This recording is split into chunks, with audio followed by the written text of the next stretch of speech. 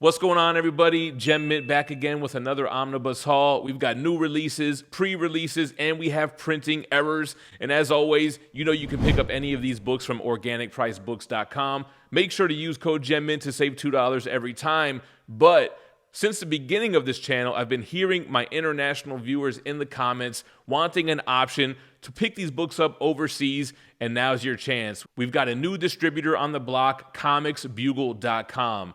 They're based out of the EU, so you're getting free shipping if you're in that area. No more taxes or import fees. They have Hulk-proof packaging. Every book gets what it deserves with lots of bubble wrap. You've got eco-friendly boxes, making sure they're environmentally conscious while they're safely delivering your books. They also have pre-orders where you pre-order now and pay later. I always hate when you pre-order something and you have to pay in full months before it even ships. They include little gifts in every package because everybody always likes those little things, and their customer service guaranteed to respond to you within 24 hours. So now you have organic price books if you live in the States, and you've got comicsbugle.com if you're overseas. With that being said, we're going to go through this huge haul. Just hit that like button if you're enjoying these videos and you want to see more. Subscribe and hit the notification bell as well. The first thing we're going to do is take a look at this misprint for the Invincible hardcover compendium volume 3, and we're going to take a look at the regular one as well.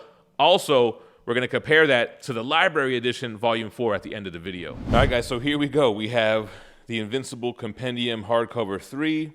As you can see, the copy on the left was printed upside down. Is it upside down and backwards? Yeah, I guess so. Let's try to see if we can match it up. Have you ever seen this happen? And what would you do with a misprint copy like this? All right, anyway, let's take a look at the compendium. So, like I said, volume 3, big fat boy spine. Unfortunately, my good copy has the ding on top. Imagine that. This collects Invincible 97 through 144. What's the retail on this? $100, man. Celebrating 20 years of Invincible. Let's take a look here. All right, here we have all the credits, jumping right into chapter 97. And look at this, man. We are in the bloody era of Invincible. I did a review on Invincible when I read the entire series with the old school oversized hardcovers. Actually, I think I had the first 3 library editions, and then I finished reading it with those oversized hardcovers. Adam, Eve. So if you want a review on the whole story, make sure to check out that video. I don't remember where we are in Invincible here, but we got Mark with Omni-Man. Invincible's a great story, and I was digging these hardcover compendiums, but as you can see, you know, from the thumbnail and from the beginning of this video, they have continued with those library editions. So I think I'm going to end up ditching this format and sticking with the oversized library editions that are like comparable to an absolute. I mean, these retail $100. I'm pretty sure they cover more issues than those library editions. So 97 through 144. And we'll take a look at what that library edition collects when we get to it. All right, guys, next up, we have an early look here. Black Panther by Christoper Priest, Volume 2. I'm reading Volume 1 right now. I'm going to talk a little bit about that on the overview. So let's take a look at it. All right, guys, Volume 2 for Christoper Priest, Black Panther. This is the standard cover. You have a direct market variant by Sal Velluto, who did a lot of the artwork on the first series. Here is the spine and the back, collecting issues 34 through 62. You have Incredible Hulk 33, The Crew 1 through 7, and Thor 370. I'm pretty sure this is the end of his run. Yeah. Christoper Priest's thrilling run concludes as Black Panther's past, present, and future collide. $125 cover price. Inside of the dust jacket, letting us know where we're at with the story. And biography on Christoper Priest, Joe Bennett, Jim Clarifiore, George Lucas, and Sal Velluto. The hardcover, very similar to the hardcover for Volume 1. So I'm a little more than halfway through reading Volume 1, and I've really been digging it. It kind of had a lot of ups and downs. I don't want to talk too much about Volume 1 because I'm about to do an entire review, but I'm loving it where we're at right now. So definitely interested to see the conclusion of it. Christoper Priest's writing is excellent. What I'll say right now is you'll see the narration from Everett K. Ross. That's the agent who is assigned to Black Panther, just refers to him as the client. So you have this writing, this very sarcastic and witty narration from Ross, And then you have the dialogue from T'Challa, which is very somber and noble and king-like. So that dynamic plays really well. The art, though, they transfer hands so many times through Volume 1. Volume 2 seems a little bit more consistent, but man, I wish they would have stuck with Mark Texeira. It was probably just too demanding for that beautiful painted artwork. But they borrowed so much from this run for the movie. I mean, the Dora Milaje, the type of power set that he has with the vibranium boots and everything, the Killmonger stuff, forget about it. So just like with Volume 1, they'll give you the variants at the end of each issue. Enemy of the Estate 2. I just got done reading Enemy of the State, the first one. So it's an easy, modern read. It's funny. It's political. Priest is a smart guy, man. I like his writing style a lot. And I like his depiction of the character. They describe it as a character-defining arc here, or run, I should say. So the crew, I'm not familiar with this. Looks like it's a little mini-series. Stay tuned to the channel. I'm probably going to be recording that Volume 1 review here shortly, and then I'll jump into Volume 2 and do it separately. So Thor 370, looks like it's a flashback, probably important to the story. Afterword here by Bill Allman. We have a script for issue 39. And I guess no variants because they give you all that at the end of those issues, like I said. But it looks like we have some inks, pencils to inks, Sal Velluto. Same thing here. So just more artwork at the end. Is that Shuri as Black Panther? I'm assuming. Oh, yeah. And it was part of the Marvel Knights imprint, too, man. Joe Quesada. All right, guys. Next up is a must for Iron Fist fans. All of the original material packed into one book. It's Danny Rand, The Early Years. All right, guys. So on to Iron Fist. This is the regular cover. The direct market edition is the cover for Iron Fist issue 14. Here we have the spine. Danny Rand, The Early Years. So you got Chris Claremont. You got Moach. Isabella, John Byrne, and here's what it collects, the entire series. You have not only Iron Fist 1 through 15, but you have his first appearance in Marvel Premiere 15, collecting issues 15 through 25 of that series. Got Marvel Team Up 63 and 64, and some material from Deadly Hands of Kung Fu 10, issues 18 through 24, 19, 31 through 33, and special number 1. Plus, it's got Bizarre Adventures 25 for $125.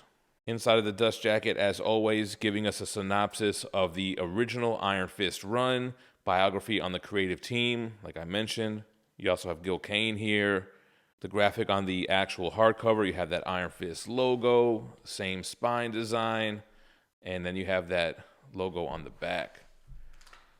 All right, so we open up to some black cover pages. Nice pinup. Another nice pinup. You have the credits and the table of contents. So I have not read this material. Roy Thomas gives us a nice introduction. You get another one by Chris Claremont. I did read the Ed Brubaker Iron Fist Omni, and I'm pretty sure that I had this as like a custom omnibus a few years back. This and the Nova one. And these books just let me know I made the right choice with ditching the custom omnibus, because you might end up spending on one and then they actually publish that same material for a regular Omni. So very cool to see this entire run captured. It's one of those runs where it's not that many issues. What is it, 10 issues in Marvel Preview, and then just 15 issues on his solo run. Collects his first appearance, the first appearance of Sabretooth.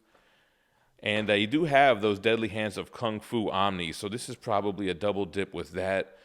But me, I ended up getting rid of those. I'm just not a fan of that material. I didn't grow up reading it. But you have the black and white magazine style stuff. You got the story of this rich guy traveling to Kunlun and learning the ways of the fist.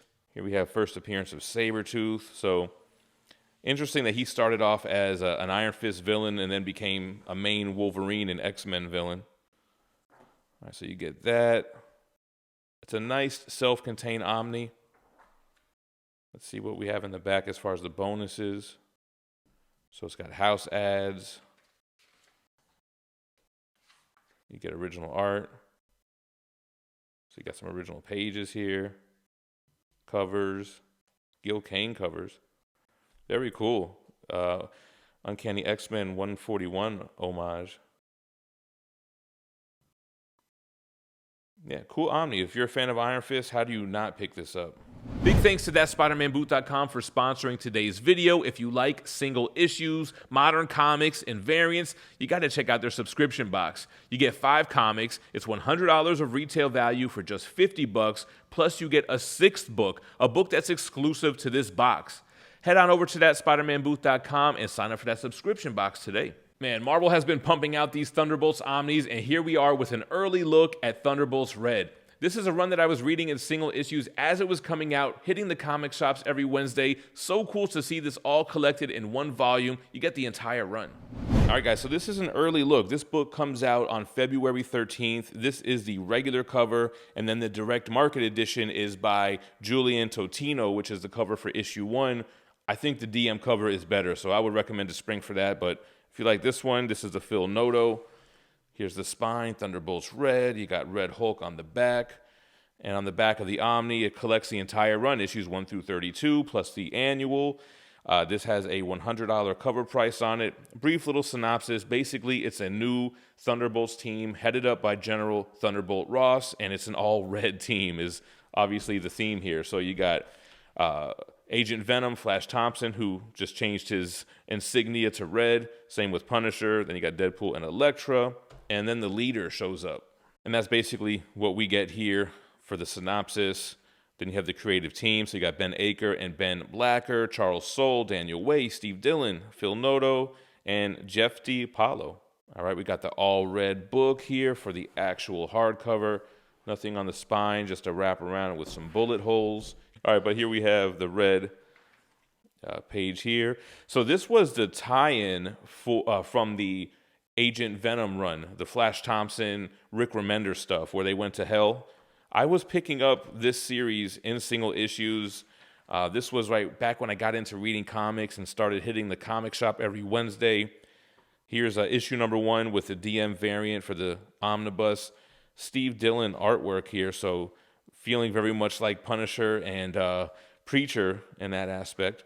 When I was reading this, it was my first experience with the Thunderbolts, and it really wasn't a Thunderbolts vibe. Now that I've gone back and read the original material, it just felt like a random team-up book that they called the Thunderbolts. You had just Deadpool and Venom, Punisher, so I liked the characters. The story, I mean, I don't really recall much of it. I just remember the leader being involved. Here he goes, and he was like a reformed leader that was joining the team. Then you had the romance between Elektra and Punisher. I definitely remember that. But I think it's cool to have this collected. I like seeing these modern completed runs collected in hardcover format. They have made so many Omnis for Thunderbolts recently. You had like the 3 original volumes and the Uncaged. Now you got Thunderbolts Red. So, a different team, a different vibe. The story, though, got to be honest, it's not one that really sticks with me. But if you're a fan of these characters, maybe you'd give it a shot. And we're probably getting Red Hulk in the upcoming Captain America movie, I would think. That's what seems to be teased here. And then again, when Marvel starts publishing stuff to kind of coincide with that, it makes me think that we're more likely to see it. So some variant covers on the back. You have this Mike Deodato Jr. cover, Scotty Young. Then you have these Billy Tan, Jim, what is that? Charlemagne Pettis, Charlemagne the God, connecting covers, which you can see connected right here. They also had connecting covers for that crossover event that I mentioned, but that was from the Venom title. Because I was picking these both up in single issues. I want to say I collected the whole run of both of these. All the other variants. Here we have some inks and some sketches. There's your Thunderbolts Red. All right, guys, we have another early look and another volume 2. It's the Ultimate X-Men. How fitting with revisiting the Ultimate X-Men in comics now, and also a run that I read before I started the channel that I would love to revisit. All right, guys, so this one comes out on February 27th, so another early look. This is the standard cover. The DM variant is a beautiful cover by Andy Kubert, so if you want to consider that. Here we have the spine, Ultimate X-Men Volume 2. Collecting issues 34 through 74 with the first 2 annuals. You have the Ultimate X-Men /FF number 1 and Ultimate Fantastic Four /X-Men issue number 1. $125. The series ran for 101 issues, so probably one more Omni to finish this series. All right, so as always, what's going down in Ultimate X-Men Volume 2? And a biography on the creators, man. Look at this creative team. You got Bendis, Robert Kirkman, Brian K. Vaughan, David Finch, Stuart Immonen, and Tom Rainey. Gotta love the wraparound cover here for the Ultimate X-Men team. Now, this was a run that I have read prior to me starting the channel. This was back in the day when I was just getting back into it. I would download a bunch of issues, and the Ultimate Universe was one that I wanted to get caught up with. So I read Ultimate Fantastic Four, Ultimate X-Men. I can't for the life of me recall the story. I just remember the whole Wolverine stuff. So apparently this is where he starts showing up, and he goes by James Howlett. So they kind of changed the origin here. Of course, it's the Ultimate Universe. I definitely plan on doing a reread of this. I think after I'm finished reading Black Panther by Christoper Priest, I might jump in here and start reading Ultimate X-Men again. Especially having read it in the past, the reread gives you that much more clarity. Everything will start to come back to me. But revisiting the Ultimate Universe in Marvel Comics now, although it doesn't really feel the same, but nice double-page spread of Angel here, another double-pager. So, I mean, with this creative team, though, man, this has got to be a banger. With the writers and with the artists. Spiral here. Yeah, I don't remember reading any of this, man. I just vaguely remember the Wolverine stuff. This is the original Ultimate Universe stuff. I read it because I was interested in Miles. So the fact that this was all in that same universe with the maker Reed Richards and, you know, Ultimate X-Men, Ultimate FF, Ultimate Spider-Man. All right, so let's see what we got as far as bonus materials. I don't feel like there was that much. There wasn't a lot of variants or anything, it doesn't seem. Couple of variants here, trade paperback covers. You got a script here, deleted scenes from issue 37. So we'll break this down when, you know, if I do the reread, like I said, we'll break this down thoroughly. Here we have some sketches of some covers, some inks. There you go. All right, you know, we had to show some DC love here. We have the Young Justice Omnibus by Peter David. This is Volume 1. This is really the only material out of this entire haul that I know nothing about. So we're just going to flip through it and see what the Omni looks like. All right, the lone DC Omnibus, man. And if it's not a thick Omnibus, DC's not even messing with it. But you have Young Justice by Peter David. You got Todd Knock, Larry Strucker, and Jason Wright. So it's Volume 1. Peter David has to have put in the most work as a writer. He's probably got the most Omnis under his belt, him or Stan Lee.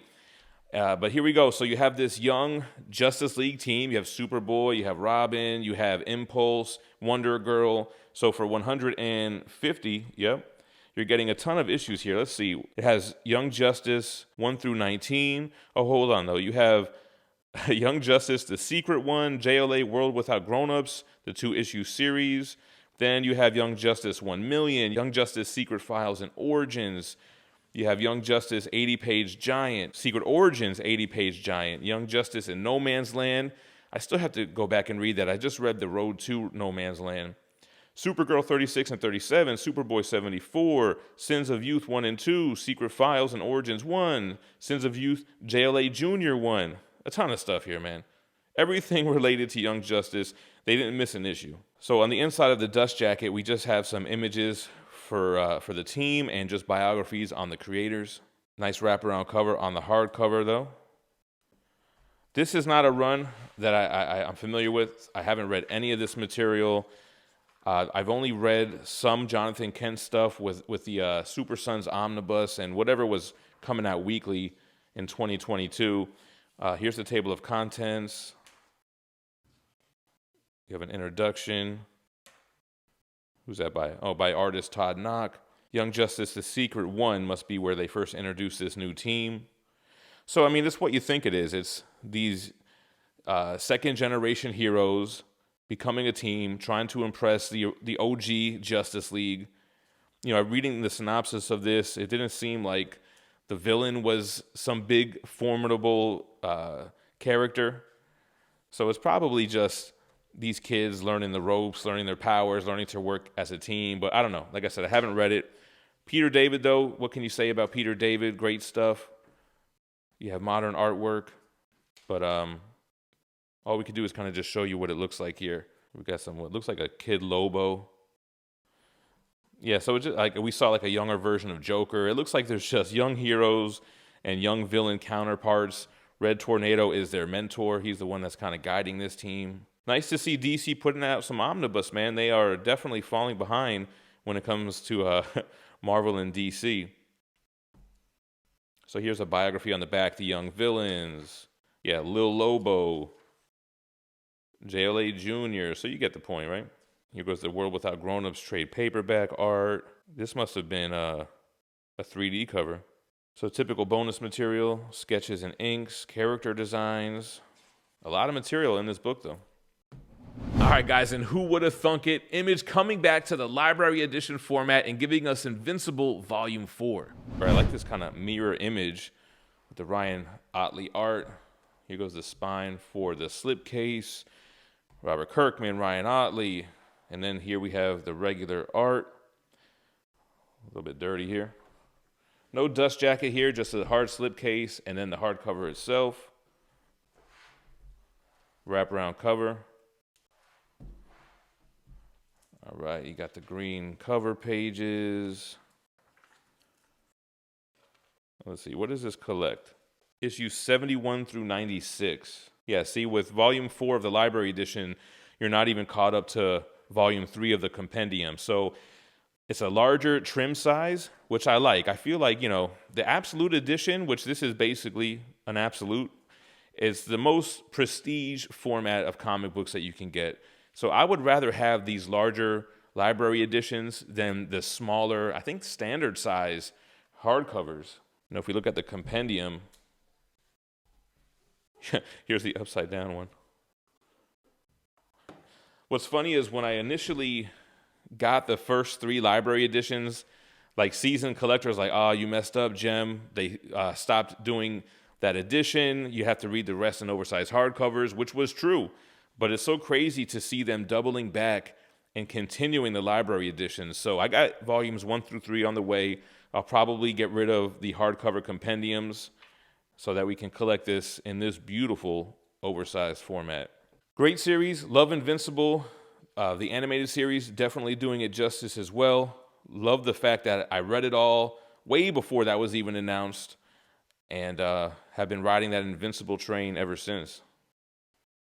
Let me know what you guys think, man. Are you going to continue with the library editions? Are you sticking with the compendiums? Let me know. All right, guys, thanks for sticking it out and watching the entire video. Let me know what you think about the haul in the comments down below. I'm super excited to jump into Volume 2 of Black Panther. I've been digging Volume 1. Like I said, I'm more than halfway through it. Definitely want to get into the Ultimate XMen stuff. And I've been on an Omni kick, man. I've been reading Jack Kirby's Fourth World in between the Christoper Priest stuff. Let me know what omnibus you want to see me read and review on the channel next. Do a quick search or check our recent reads playlist to make sure it's not something that I already reviewed. And thanks for watching. Stay minty fresh. Peace.